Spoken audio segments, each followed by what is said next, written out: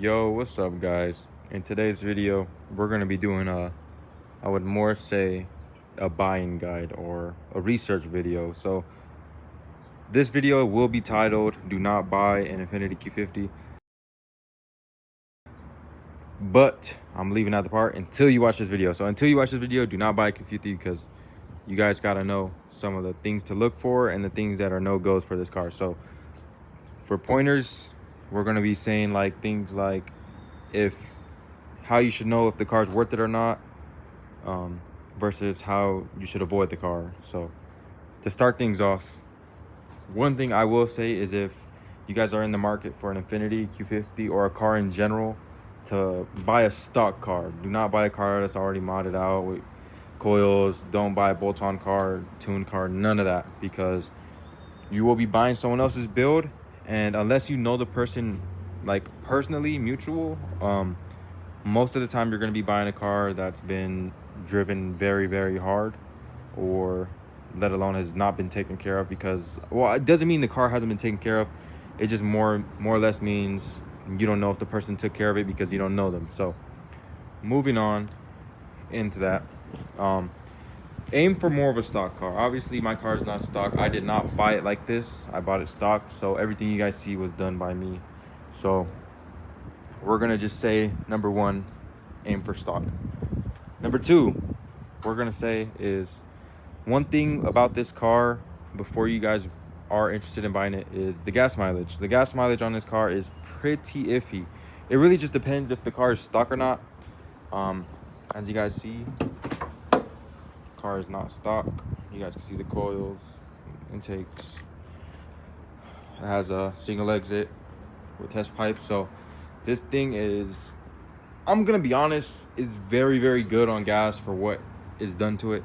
Most of the time when you expect the car to have no catch or full bolt-on tune, you expect it to be very, very bad on gas. But this car gets up to like 22 when you're just driving an eco on the highway. So I give it props. This car's pretty good on gas, like especially since it's bolt-on, it shoots flames, all that. It's a very, very good economy car when it wants to be.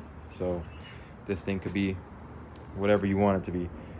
Moving on into number three, we're gonna say comfortability. So that's gonna fall into technology and just overall comfort as a daily. So starting off, this car does not have CarPlay. My car personally doesn't have OEM struts. It doesn't have, what's one thing? Okay, it also doesn't have ventilated seats. I really, really, really, really wish this car had ventilated seats.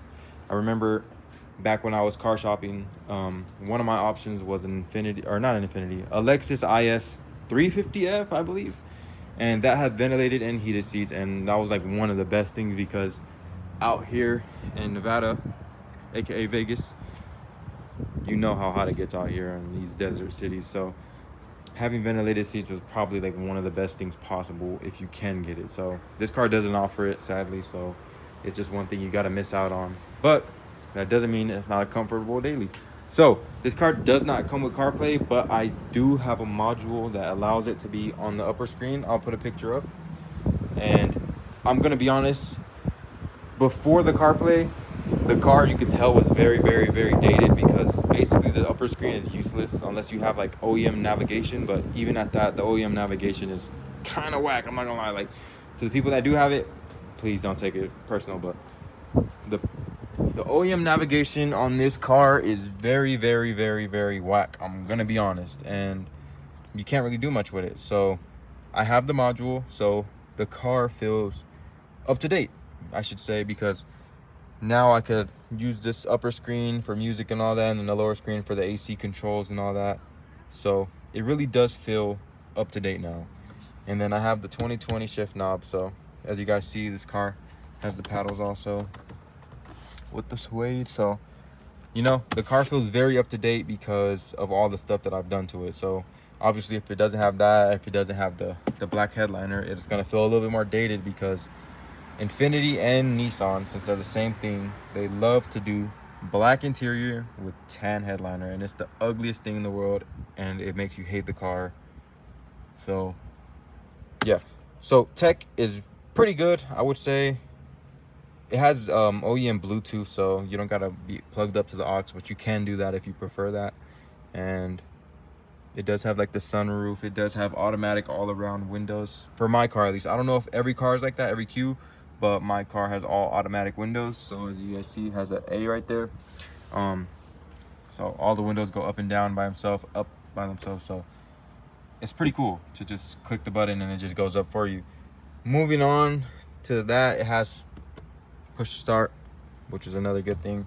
And one more thing this car does not come with, unless you get like a, I believe, a newer year, but for the 3.7 models, this car does not come with remote start. So I will throw in a little clip. I'll probably remote start it real quick, but it will connect, so you guys will see multiple clips. So let me hurry up and close all these doors, and then I'll get to you guys when we do the remote start. All right, guys, we got the key. As you guys see, we have the upgraded key, and it is cut. Let me try to do this all with one hand. As you guys see, it is cut, and it does work. So most of the stuff, well, not most, but a lot of the stuff that I do is to make this car up to date, because a lot of the stuff that this car comes with, like the tails in the trunk and then like the struts and all that for this trunk, they're very dated, and I do not like it personally. Personal preference. The lights, the old lights are ugly. Cry to your mom about it. But we're gonna start off with the remote start, so you guys don't think I'm capping about it. So 1, 2, 3.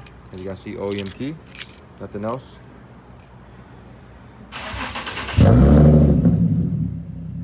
Very nice, very nice. All right, and then we're gonna turn it off. So everything works with the key by itself.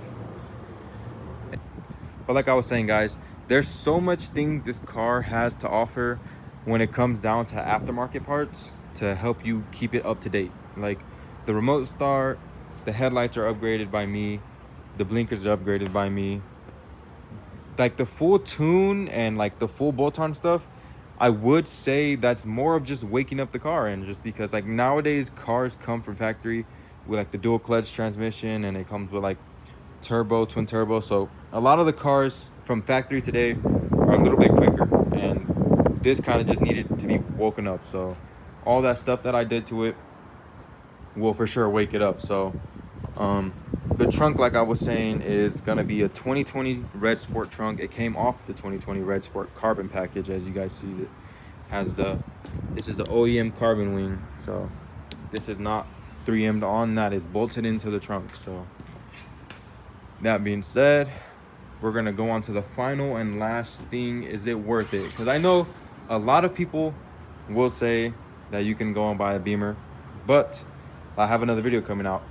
The new 330i, you can probably get a clean one. Like if you get it as clean as you got this car, like I got this car with below 50,000 miles, clean title from a dealer, nicely spec'd out, you will be spending about 30K, depending on the color, obviously. So no one wants beige interior, so that's out of the picture. So black interior with good paint, goodly spec'd out, M Sport package is probably gonna be running you, because my friend just bought one, and we will be doing a comparison video.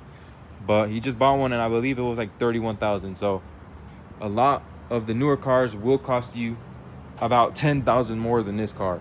And this car, like I said, is up there to keep up. Like this is definitely a quick car. It's not slow, and it's not ugly. So this car definitely pulls like a lot of attention from people.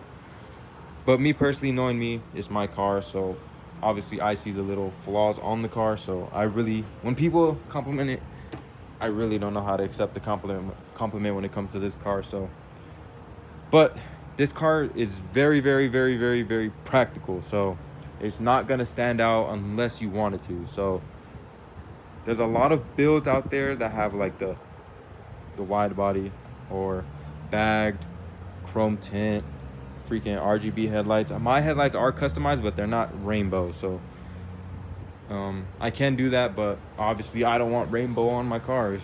It's just something that I don't want on my car. So, but practical, this car is very. I drove this car a lot, like a very, very, very, very, very high amount of times to California. So this car has gotten me back and forth a lot. And when I say if you fill up all the way to a full tank until it clicks, eco mode, 80 miles an hour the whole way, or speed limit the whole way, flow of traffic, whatever you want to call it. You will get there to LA from Vegas with about half a tank. If you go above 90, I do know that the eco mode turns off. So I tend to keep it under 90 because I'm trying to save gas here. I'm not trying to just burn through it unless I'm feeling like that guy or something. But 90% of the time, I will keep it under there so that I can save gas. And it does get there with about half a tank, and it allows you to move around in California or wherever you're going while still having gas without having to put gas, because as everyone knows, California gas likes to be $6, so $5.50 or something. So you know, it's getting crazy over there. So I decided to just try to save gas that's cheap over here that you can still get for like $3.90. So you get 91 for like borderline low high threes. So it really just comes down to that. So moving on, finally, to end this video,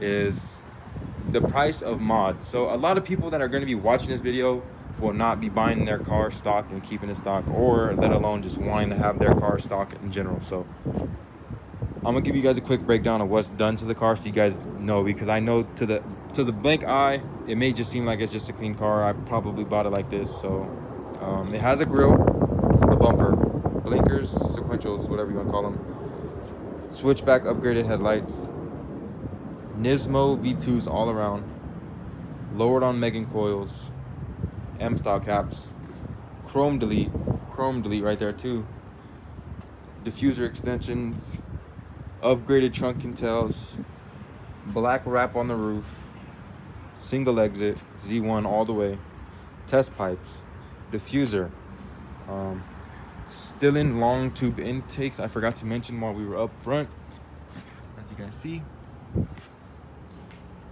Also, what else? I bought those little side skirt extensions because I just love how they look on the car. And I also, it came with the ones in the back, but I'll just mention those right there too.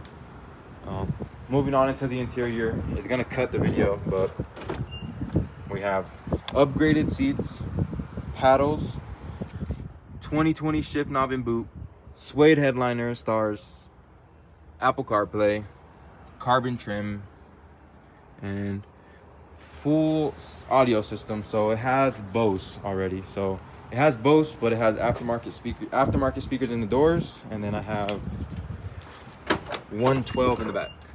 Like I was saying, thank you guys for tuning into this video. This was a quick watch before you buy, or watch before you get into the market for an Infiniti Q50, because this car can scare a lot of people away just because a lot of people say it's unreliable.